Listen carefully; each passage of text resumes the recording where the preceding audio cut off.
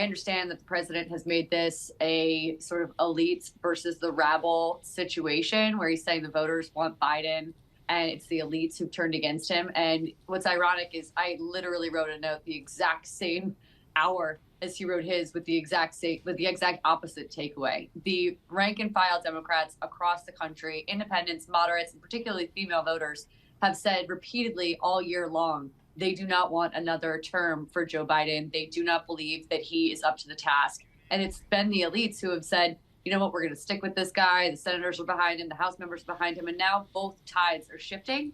And I'm really just watching which senators, from an office or a chamber where Biden operated for 36 years is going to make the decision to say, hey, you know what? Thank you so much for your service. It's time to move on. That's really the only thing that matters right now. I think we're about a week and a half away, but that's the most important thing in D.C. right now. Henrietta, is it in fact President Biden's decision and his alone? Yeah, pretty much. I mean, a big focus in D.C. right now is on the process. So specifically, where does the campaign fundraising go? Where do the dollars in the Biden for President PAC go? How do you migrate over the support of all the delegates that are now, technically pretty locked in for Biden? Who releases them? And that's up to President Biden. That's his decision alone to make.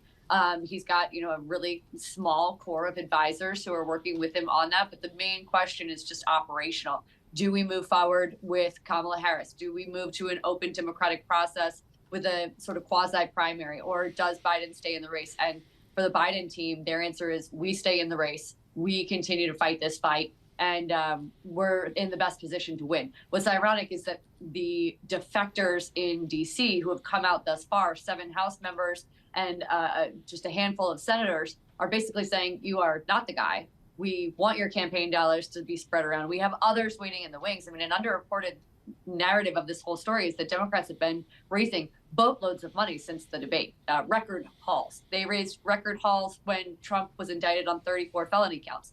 So there is plenty of money to go around. It just is around sort of unlocking it and moving it on to the next candidate. Timing. You mentioned a week and a half. Give us a sense of when we really, really, really have to have a decision and a path for the Democratic Party. Really is like August 9th. That's when we really, really need a new nominee.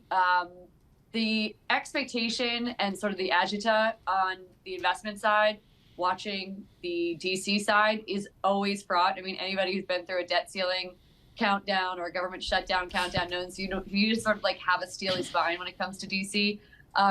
This is NATO week, right? So everything requires that the president have a really strong presentation. The United States has a strong presentation, the 75th anniversary, all that. But August 9th is really the deadline, the end time.